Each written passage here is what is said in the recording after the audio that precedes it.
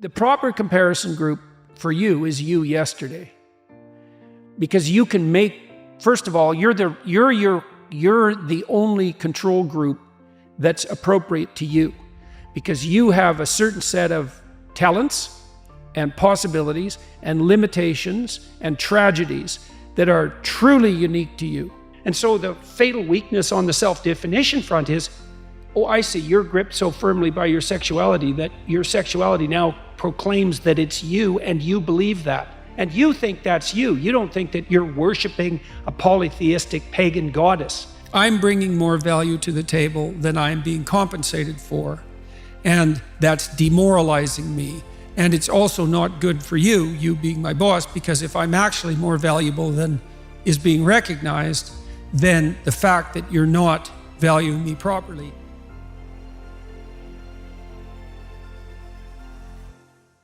Or that's who I should be comparing myself to, right? That's the pride. And the pride is something like, I should be that, or even I could be that. It's like, well, maybe you could, but you're certainly not going to do it, as you already pointed out, without the apprenticeship, right? So you could say that the despondency is actually is in proportion to the false pride.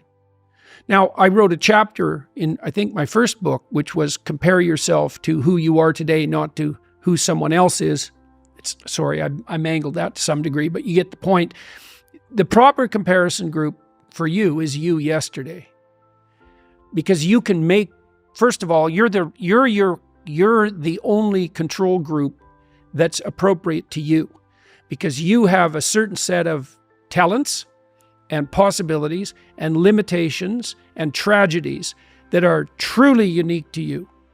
And so you might be comparing yourself to someone else on some dimension, but it's not a reasonable comparison because you don't know what talents they were blessed with, and you also don't know what opportunities they had that you didn't, etc. It's just not a reasonable comparison.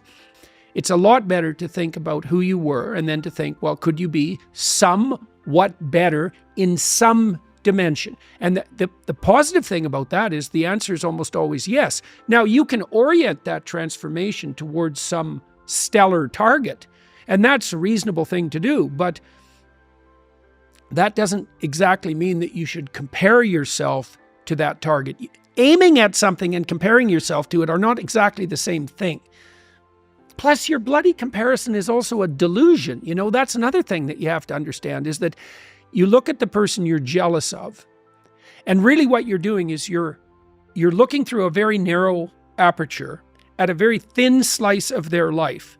You're looking at the thin slice of their life that's turning out the best, but you're also looking at a thin slice of their life that's marketed to be the best, right? And you have no idea what the horror of that person's life might be in its totality. And you have no idea if the deal was, say you wanted to be Russell Brand.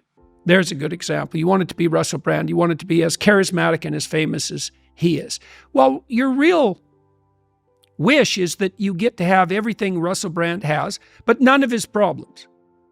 Well, come on.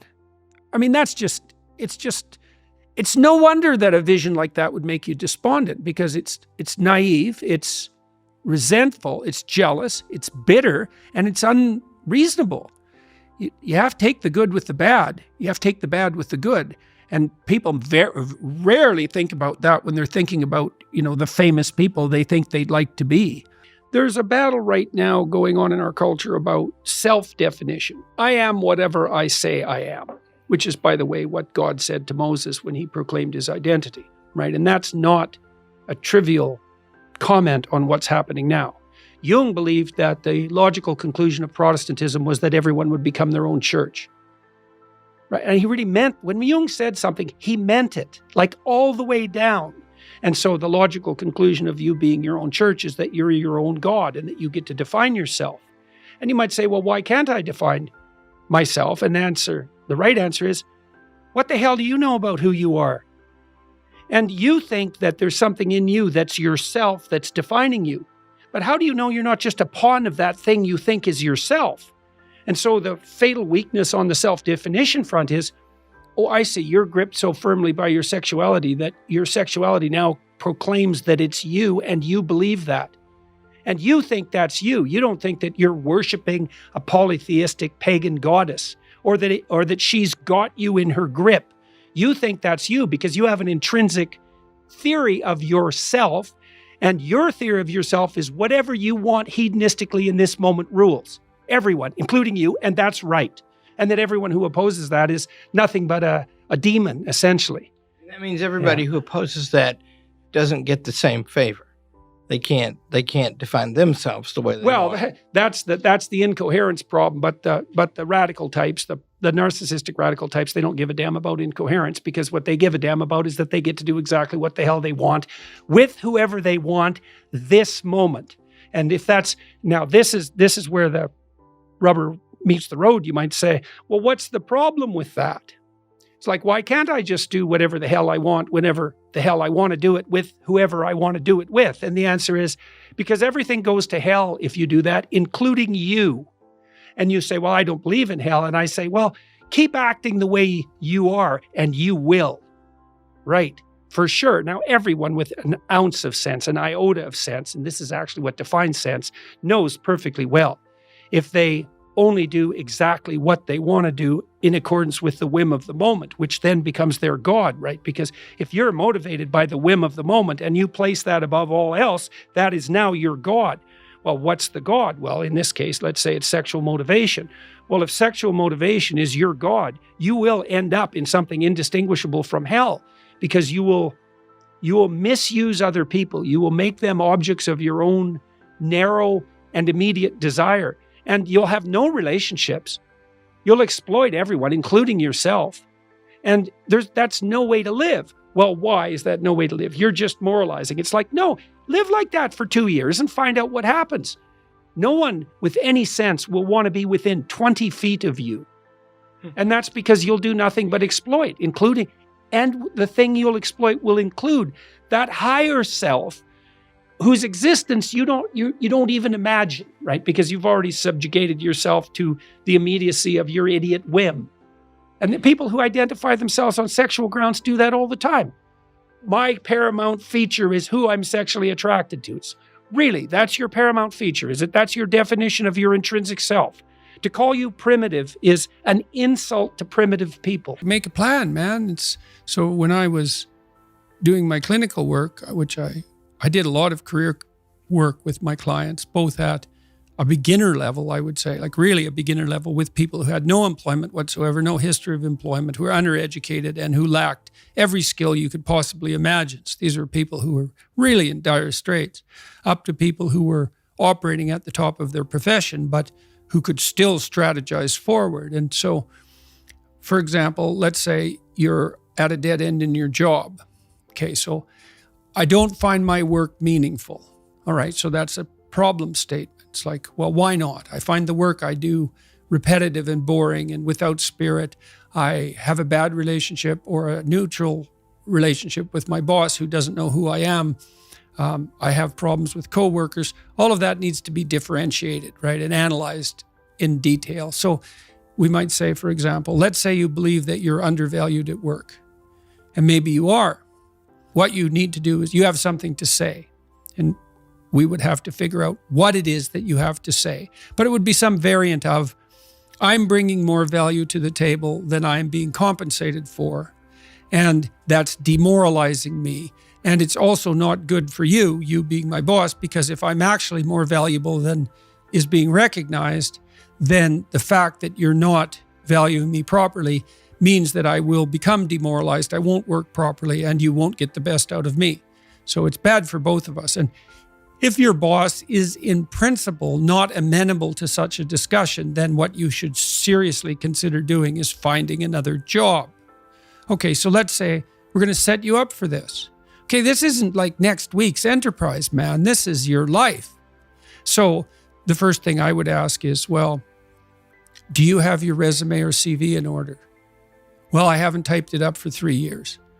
Well, what do you think about bringing it up? Well, I'm pretty nervous about that because there's some holes in it. And, I didn't do so well in college and I'm kind of embarrassed about my resume. It's like, okay, bring it in. Let's go through it. Let's Let's at least update it. Let's look where the holes are. Let's look at where the inadequacies are as far as you're concerned, right? This isn't my judgment, it's your judgment.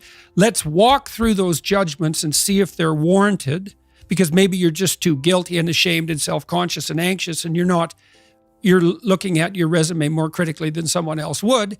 And maybe there's some holes that you need to rectify. You know, you were 2 courses away from your BA and you dropped out or something like that. Well, maybe we need 6 months to address that. And at least, even if you can't be fully educated, you could be taking some courses online. And so when you went to a new job interview and they said, what about this hole? You'd say, well, I came to terms with that 6 months ago, and in an effort to rectify it, I'm taking the following courses, and here's my plan for completion. That's a really good answer. And anyone with any sense who's interviewing will accept that as an indication that although you're not perfect, and who is, that you have a good plan and that you've thought it through. Like, that's the kind of answer that in all likelihood will cement your candidacy for the position. Okay, so now you're going to go to your boss. Well, you have to have your CV and your resume in order, and you have to be able to stand on it solidly, and which at least means that you're prepared to address the inadequacies in a credible, realistic, believable, and truthful manner. All right, now what you do is apply for like 10 jobs. You don't have to take them, but maybe you have to go to an interview or 2 or 3 or 4, and maybe there's a bunch of opportunities out there for you that you didn't even know about. And maybe someone offers you a job.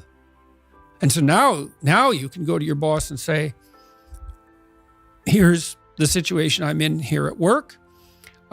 Here's my evaluation of the problems in relationship to me. Here's what I could do for you if you gave me a 40% raise and the opportunity to progress, but I'd like to see a plan for that. And I've been looking for other opportunities before conducting this discussion, and I have some.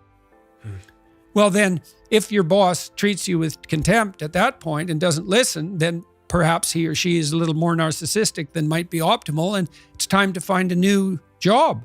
But this isn't something you do trivially. And so when you're doubtful, say you're trapped, you ask yourself, well, why am I trapped? And that's a hard question, right? Because some of it's your own inadequacy, a lot of it. And all of the part of it that you can deal with is your own inadequacy. So even if it's unfair, even if you're hemmed in for any number of reasons, inappropriate, like ethnically predicated oppression, let's say, or maybe you're in a workplace that really is sexist in some fundamental sense. Well, that's not good. It's not just. It's not fair. It's not meritorious. All of those things. And maybe you shouldn't be there. But what you can do to begin with is every bloody thing you possibly can do to put yourself in the most virtuous and powerful negotiating position possible. And you have to think like a snake in some sense to do that. You got to get the details right. You have to be prepared to bite, and you have to have your eyes on the prize, so to speak. And people aren't taught this sort of thing ever, really. They're not taught how to negotiate. They're not taught how to goal set. They're not taught how to conceptualize appropriate success in some broad sense. In some sense, that's what the humanities are supposed to teach people. Where a small number of people end up controlling a tremendous proportion of the resource is not only limited to money, and it doesn't only occur in capitalist societies. It occurs everywhere. It's like a natural law. You can craft your words to get what you want, and people do that all the time. They craft their words so they can avoid taking responsibility for things they should take responsibility for, or they can craft their words to gain an advantage that they really don't deserve. Where's my destiny? Well, what bothers you? Well, that's where your destiny is. Your destiny is to be found in what bothers you. Why do those things bother you? Because at least you're attempting, in some sense, to adapt to the social world. Someone who's really infantile and dependent, someone who's never left home, part of their problem is that they haven't crafted a persona.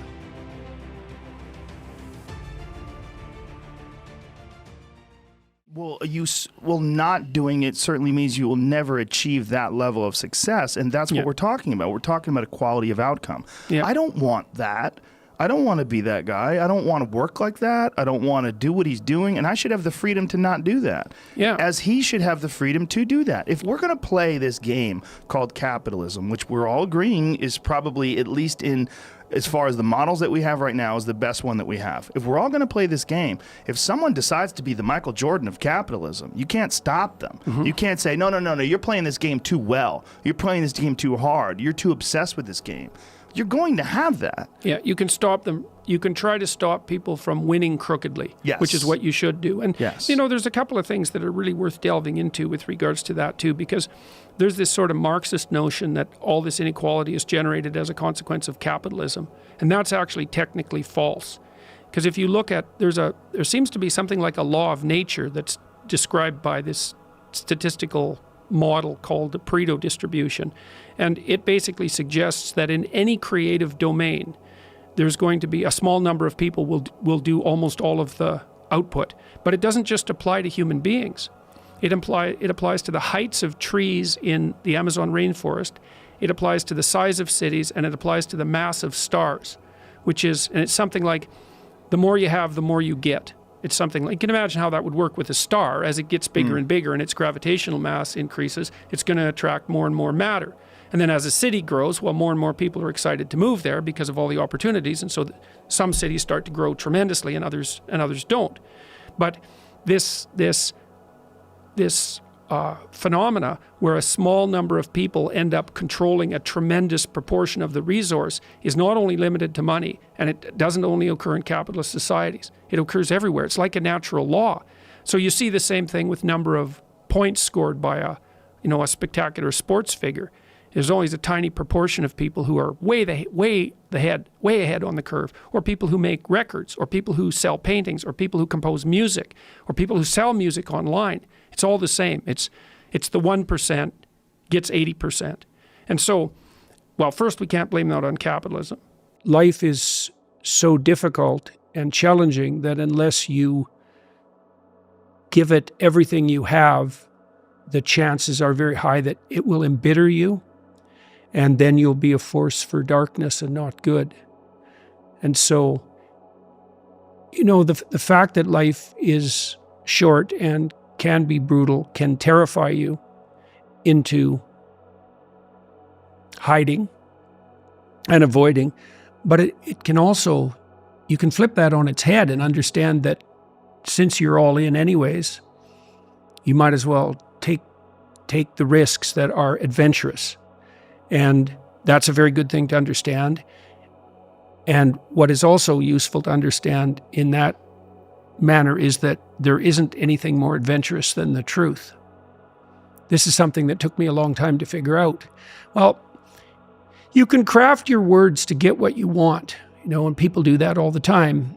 They craft their words so they can avoid taking responsibility for things they should take responsibility for, or they can craft their words to gain an advantage that they really don't deserve. That's what you do when you manipulate. And the problem with that, you might say, well, why not do that if I can get what I want? And the answer to that is, you aren't necessarily the best judge of what you need. And it's easy to be deluded in what you want. And that's the sort of delusions that people chase if they chase power. If you decide instead that you're going to just say what you believe to be true, you have to let go of the consequences. And you might think, well, I don't want to let go of the consequences because I want to control what's going on. But what you miss then is adventure, because if you don't control what's going on, you don't know what the hell's going to happen. And maybe that's exciting. And actually, there's no doubt about it. And then you have the additional advantage if you're attempting to say what you believe to be true and attempting to act in the manner that you think is most appropriate. That's genuinely you, and you have the force of reality behind you. Obviously, that's what you have if you're trying to, say, live in the truth, is you have the force of reality behind you. That seems like a good deal. Then you have the reality and the adventure. So why is that a moral obligation? Well, if you hide and you don't let what's inside of you out, and you don't bring into the world what you could bring, and you become cynical and bitter, you will start doing very dark things. So you'll start, not only will you not add to the world what you could add, but you'll start being jealous of people who are competent and doing well and work to destroy them. So that's the pathway to hell, really. How do you think through an idea? Well, first of all, I think, okay, that's a really good question. We've tried to work that out with this essay app that my son and I have developed, because if you're going to write, the first question is, well, what should I write about? What's the name of the app? Essay.app. And, well, the first question is, well, what bugs you? What's bugging you? This is such a cool thing. It's like, where's my destiny? Well, what bothers you? Well, that's where your destiny is. Your destiny is to be found in what bothers you. Why do those things bother you? There's a lot of things you could be bothered by. Like a million things, man. But some things grip you. They bug you. And they might make you resentful and bitter because they bug you so much. It's like, they're your things, man. They've got you. So then I look for a question that I would like the answer to, that I don't, and I would really like the answer to it, so I don't assume I already have the answer, because I would actually really like to have the answer.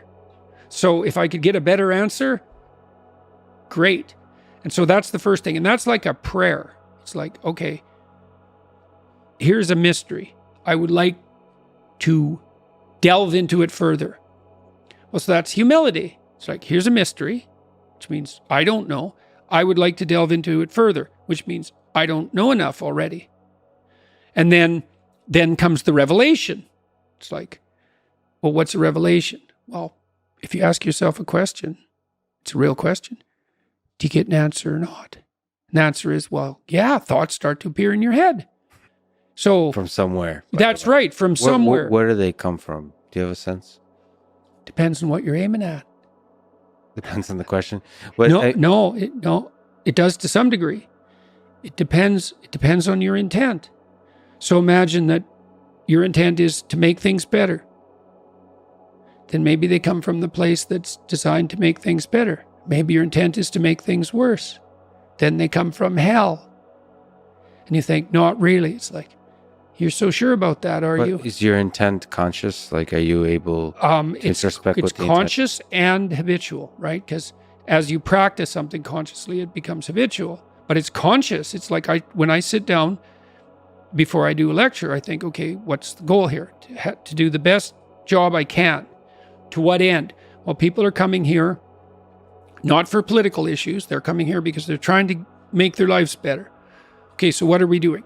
We're conducting a joint investigation into the nature of that which makes life better. Okay, what's my role? To do as good a job about that as possible. What state of mind do I have to be in? Am I annoyed about the theater? Or am I clued in and thrilled that 4,000 people have showed up at substantial expense and trouble to come and listen to me talk? And if I'm not in that state of mind, I think, well, maybe I need something to eat, or maybe I need to talk to someone, because that ingratitude is no place to start. It's like I should be thrilled to be there, obviously. And so that orientation has to be there. And then is it conscious? All this is conscious. What am I serving? The highest good I can conceptualize. What is that? I have some sense, but I don't know it in the final analysis, which is why the investigation is being conducted. Who's doing it? Me, whoever I'm communing with, and the audience. And so I try to get myself, and I chase everybody away for that. It's like I have to do that by myself. What is the consequence, the long-term consequence of acting? So many people, especially because of the world I live in Instagram and social media, we kind of build out these personas, and then we almost follow the implicit instructions that come with those personas. If you're a puppet and an actor, and Pinocchio is both at times in that movie, both a puppet and an actor. So why an actor? Like, why is there something wrong with being an actor? Well, the first question is, well, who sets your role? And then the second question is, who's pulling your strings? So you've put on this front that is there to make you popular and sexy and desirable and to mask from yourself your own inadequacies. But that's a role. Well, who wrote it? And for what purpose? And so Jung said, for example, that we all acted out a myth, and whether we knew it or not. And, maybe you're acting out a tragedy. Maybe you're acting out Narcissus. You don't know, because you've put that on yourself in an attempt, in some ways, to deliver to people what they want, or more accurately, to look as though you're delivering to people what they want. And it's not nothing to do that, right? Because at least you're attempting, in some sense, to adapt to the social world. Someone who's really infantile and dependent, someone who's never left home, part of their problem is that they haven't crafted a persona. So you don't want to denigrate it entirely, but it's no substitute for the real thing. And it turns out that not only is what we want from each other the real thing, but that's also the adventure of your life. And so if you aren't truthful, and that means, unfortunately, especially at the beginning, when you start to be truthful, it means deeply coming to terms with your inadequacies in humility. So it's very painful. Without that, you don't have the adventure of your life. You have the role that you've acquiesced to. And that'll take all the meaning out of your life. The world shifts itself around your aim, because you're a creature that has an aim. You have to have an aim in order to do something. Everything that you're doing every day is related to the highest possible aim that you can conceptualize. Well, that's the very definition of the meaning that would sustain you in your life. You develop a vision of what you would like your life to be, and that associates the goal. Well, once the goal is established, and then you break down the goal into micro processes that you can implement. The next best predictor of lifetime success is conscientiousness. Well, and of the two aspects of conscientiousness, say orderliness and industriousness, the better predictor is industriousness. So the question is, well, what can you do about your industriousness? And the answer to that is, well, that's kind of rough too, because there's a strong genetic component. But you can work on micro habits with regards to your conscientiousness. And I think the best micro habits, this is partly to do with this future authoring program processes, I think the best thing you can do with regards to your conscientiousness is to set up some aims for yourself, goals that you actually value. And the future authoring program helps people do that. And basically, it does a situational analysis it helps you do a situational analysis of your life more than a psychological analysis, I would say. And so the questions are something like, well, all right, you're going to have to put some effort into your life. And you need to be motivated to do that. And so what are the potential sources of motivation? Well, you could think about them in the big five manner. You know, if you're extroverted, you want friends. If you're agreeable, you want an intimate relationship. If you're disagreeable, you want to win competitions. If you're open, you want to engage in creative activity. If you're high in neuroticism, you want security. Okay, so those are all sources of potential motivation that you could draw on, that you could tailor to your own personality. But then there are dimensions that you want to consider your life across. And so we ask people about, well, you know, if you could have your life the way you wanted it in 3 to 5 years, if you were taking care of yourself properly, you know, what would you want from your friendships? What would you want from your intimate relationship? How would you like to structure your family? What do you want for your career? Well, how are you going to use your time outside of your job? And how are you going to regulate your mental and physical health, and maybe also your drug and alcohol use? If you configure your life so that what you are genuinely doing is aiming at the highest possible good, then the things that you need to survive and to thrive on a day-to-day basis will deliver themselves to you. That's a hypothesis, and it's not some simple hypothesis, right? Because what it basically says is, if you dare to do the most difficult thing that you can conceptualize, your life will work out better than it will if you do anything else. Well, how are you going to find out if that's true? Well, it's a Kierkegaardian leap of faith. There's no way you're going to find out whether or not that's true unless you do it. So no one can tell you either, just because it works for someone else. I mean, that's interesting and all that, but it's no proof that it'll work for you. You have to be all in this game. There is no more effective way of operating in the world than to conceptualize the highest good that you can and then strive to attain it. There's no more practical pathway to the kind of success that you could have if you actually knew what success was. The world shifts itself around your aim, because you're a creature that has an aim. You have to have an aim in order to do something. You're an aiming creature. You look at a point and you move towards it. It's built right into you. And so you have an aim. Well, let's say your aim is the highest possible aim. Well, then, so that sets up the world around you. It organizes all of your perceptions. It organizes what you see and you don't see. It organizes your emotions and your motivations.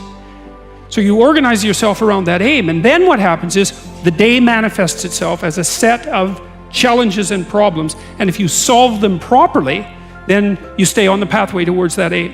And you can concentrate on the day. And so that way you get to have your cake and eat it too, because you can point into the distance, the far distance, and you can live in the day.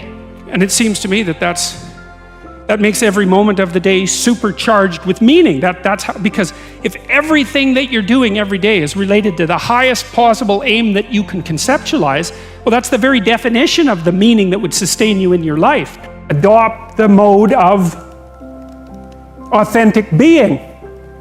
And that is something like refusing to participate in the lie, in deception in the lie, to orient your speech as much as you can towards the truth, and to take responsibility for your own life and perhaps also for the lives of other people.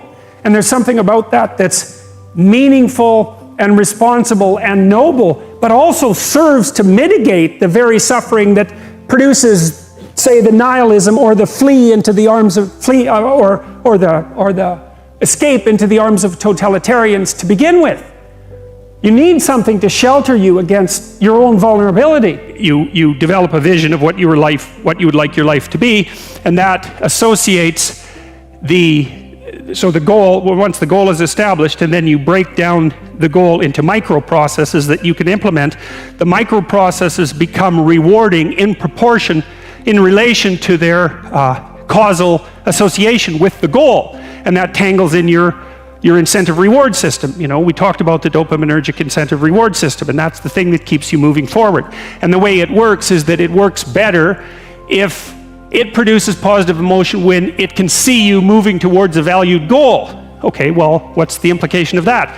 Better have a valued goal, because otherwise you can't get any positive motivation working out. And so the more valuable the goal, in principle, the more the micro processes associated with that goal start to take on a positive charge. Think about this, because I'll tell you what it is that you need to do to be successful. Some of these things aren't so malleable, but others are things that you can work on. Well, IQ, well, that's a rough one, because there's no evidence, as far as I can tell, that you can do a damn thing about your IQ. So the issue of how to raise IQ, man, that's a killer. No one knows how to do it. I can tell you how to stop your IQ from decreasing as you get older. That's not so bad, because it does that. Fluid IQ decreases from the time you're 20 and pretty rapidly. It's physical health is the best preventative. So exercise, physical exercise. Weirdly enough, you know, you'd think, well, why? Well, your brain uses oxygen like mad, right? And it needs to be kept clean and well oxygenated. And physical exercise, both like weightlifting, so anaerobic and aerobic exercise, both seem to be very, very effective at staving off cognitive declines across the lifespan. So that's a really useful thing to know, because that's the only thing we know that does that. So then the next best predictor of lifetime success is conscientiousness. Well, so, and of the two aspects of conscientiousness, say orderliness and industriousness, the better predictor is industriousness. So the question is, well, what can you do about your industriousness? And the answer to that is, well, that's kind of rough too, because there's a strong genetic component. But you can work on micro habits with regards to your conscientiousness. And I think the best micro habits, this is partly to do with this future authoring program processes, I think the best thing you can do with regards to your conscientiousness is to set up some aims for yourself, goals that you actually value. And the future authoring program helps people do that. And basically, it does a situational analysis it helps you do a situational analysis of your life more than a psychological analysis, I would say. And so the questions are something like, well, all right, you're going to have to put some effort into your life, and you need to be motivated to do that. And so what are the potential sources of motivation? Well, you could think about them in the big five manner. You know, if you're extroverted, you want friends. If you're agreeable, you want an intimate relationship. If you're disagreeable, you want to win competitions. If you're open, you want to engage in creative activity. If you're high in neuroticism, you want security. Okay, so those are all sources of potential motivation that you could draw on, that you could tailor to your own, your own personality. But then there are dimensions that you want to consider your life across. And so we ask people about, well, if you could have your life the way you wanted it in 3 to 5 years, if you were taking care of yourself properly, What would you want from your friendships? What would you want from your intimate relationship? How would you like to structure your family? What do you want for your career? Well, how are you going to use your time outside of your job? And how are you going to regulate your mental and physical health, and maybe also your drug and alcohol use, because that's a good place to auger down, because alcoholism, for example, wipes out 5 to 10% of people. So you want to keep that under control. And then so maybe you develop a vision of what you would like your life to be, and that associates the goal. Once the goal is established, and then you break down the goal into micro processes that you can implement. The micro processes become rewarding in proportion in relation to their causal association with the goal, and that tangles in your incentive reward system. We talked about the dopaminergic incentive reward system, and that's the thing that keeps you moving forward. And the way it works is that it works better if it produces positive emotion when it can see you moving towards a valued goal. Okay, well, what's the implication of that? Better have a valued goal, because otherwise you can't get any positive motivation working out. And so the more valuable the goal, in principle, the more the micro processes associated with that goal start to take on a positive charge. And so what that means is, well, you get up in the morning and you're excited about the day, you're ready to go. And so as far as I can tell, what you do is you specify your long-term ideal. Maybe you also specify a place you want to stay the hell away from, so that you're terrified to fail as well as excited about succeeding, because that's also useful. You specify your goal.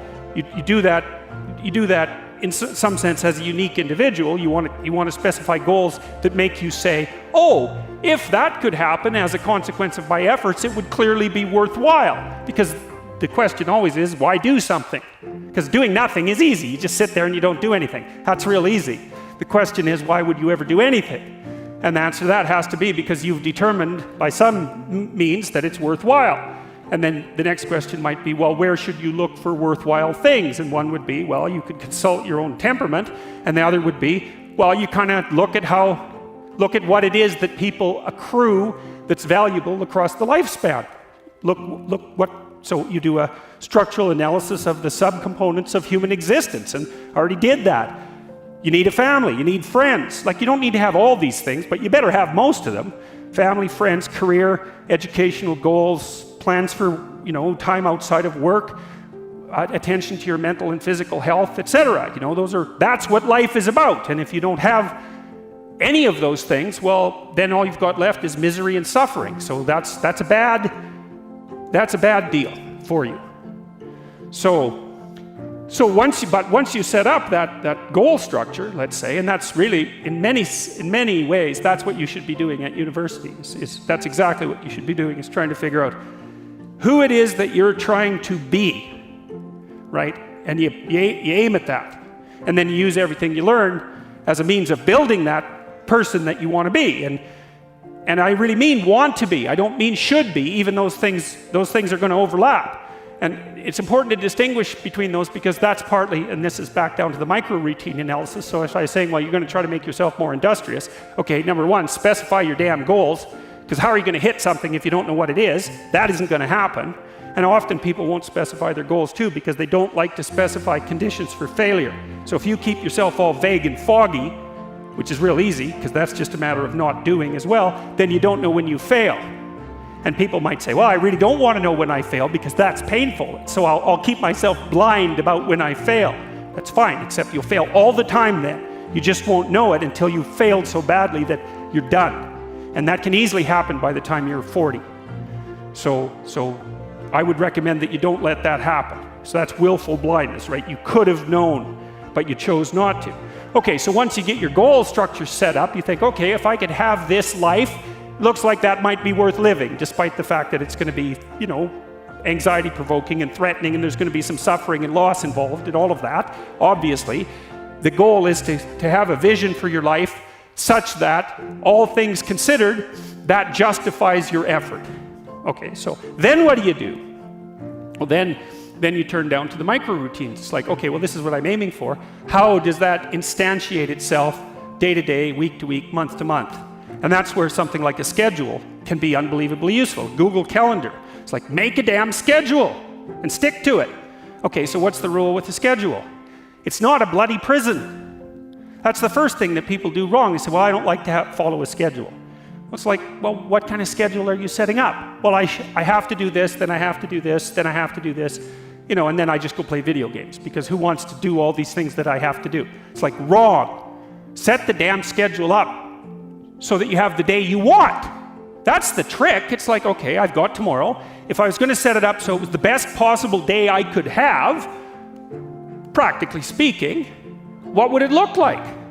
Well, then you schedule that. And obviously there's a bit of responsibility that's going to go along with that, because if you have any sense, one of the things that you're going to insist upon is that at the end of the day, you're not in worse shape than you were than at the beginning of the day, right? Because that's a stupid day. If you have a bunch of those in a row, you just dig yourself a hole and then you bury yourself in it. It's like, sorry, that's just not a good strategy. It's a bad strategy. So maybe 20% of your day has to be responsibility and obligation, or maybe it's more than that, depending on how far behind you are. But even that, you can ask yourself, okay, well, I've got these responsibilities. I have to schedule the damn things in. What's the right ratio of responsibility to reward? And you can ask yourself that, just like you'd negotiate with someone who is working for you. It's like, okay, you got to work tomorrow. Okay, so I want you to work tomorrow. And you might say, okay, well, what are you going to do for me that makes it likely that I'll work for you? Well, you could ask yourself that, So maybe you do an hour of responsibility and then you play a video game for 15 minutes. I don't know, whatever turns your crank, man. But, you have to negotiate with yourself and not tyrannize yourself. Like you're negotiating with someone that you care for, that you would like to be productive and have a good life. And that's how you make the schedule. It's like, and then you look at the day and you think, well, if I had that day, that'd be good. Great. And you're useless and horrible, so you'll probably only hit it with about 70% accuracy, but that beats the hell out of 0, right? And if you hit it even with 50% accuracy, another rule is, well, aim for 51% the next week, or 50.5% for God's sake, or because you're going to hit that position where things start to loop back positively and spiral you upward. And so that's one way that you can work on your conscientiousness, is plan a life you'd like to have. And you do that partly by referring to social norms. That's more or less rescuing your father from the belly of the whale. But the other way you do that is by having a little conversation with yourself about, as if you don't really know who you are, because you know what you're like. You won't do what you're told. You won't do what you tell yourself to do. You must have noticed that. It's like you're a bad employee and a worse boss. And both of those work, for you. You don't know what you want to do, and then when you tell yourself what to do, you don't do it anyways. You should fire yourself and find someone else to be.